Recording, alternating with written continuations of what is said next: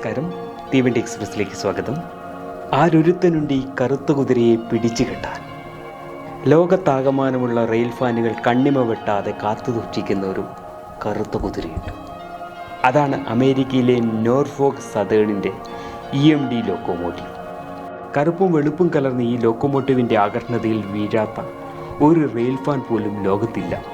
ഒരിക്കൽ കണ്ടാൽ മനസ്സിൽ കൊത്തിവയ്ക്കും ഇവൻ്റെ രൂപഭംഗി. പ്രോഗ്രസ് റെയിൽ ലോകത്താകമാനം നൽകുന്ന EMD ടാഗ് തന്നെയാണ് ഈ കരുത്തൻ്റെ കരുത്ത്.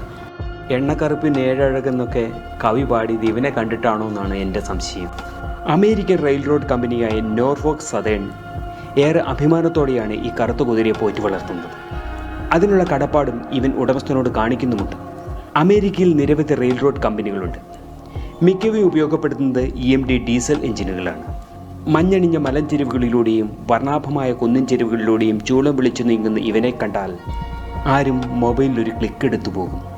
അതാണ് നോർഫോക്ക് റെയിൽവേയുടെ ഈ കരിങ്കുതിരയുടെ പ്രൗഢ ഗാംഭീര്യം.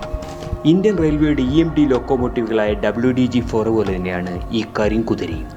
ചെറിയ ചെറിയ മോഡിഫിക്കേഷനുകൾ ഉണ്ടെന്ന് മാത്രം. റെയിൽ ഫാനുകൾ ഇവനൊരു ഓമന പേര് നൽകിയിട്ടുണ്ട്, ക്യാറ്റ് ഫിഷ്. മുന്നിലുള്ള വെളുത്ത വരെയാണ് ഇവൻ ആ പേര് നേടിക്കൊടുത്തിരിക്കുന്നത്.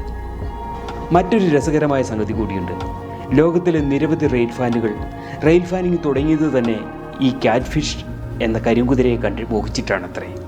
1942 സ്ഥാപിതമായ Norfolk Southern Railway 1982 Norfolk and Western റെയിൽവേയുമായി ചേർന്ന് നോർഫോക്ക് സതേൺ റെയിൽ റോഡ് എന്ന പേരിൽ അറിയപ്പെട്ടു.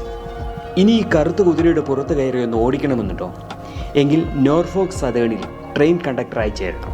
ട്രെയിൻ കണ്ടക്ടർ എന്നുമായിട്ട് പേടിക്കണ്ട, നമ്മുടെ അസിസ്റ്റൻറ്റ് ലോക്കോ പൈലറ്റിൻ്റെ ഡ്യൂട്ടി തന്നെ.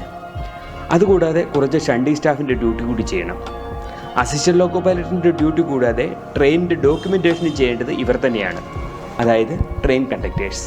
വിദേശികൾക്കും ഈ പോസ്റ്റിലേക്ക് അപേക്ഷിക്കാം, പക്ഷേ H1 വിസ ഉണ്ടായിരിക്കണം. കുറേ നാൾ ട്രെയിൻ കണ്ടക്ടറായിട്ട് ജോലി ചെയ്താൽ വീണ്ടും ലോക്കോമോട്ടീവ് എഞ്ചിനീയറായി പ്രൊമോഷൻ കിട്ടും.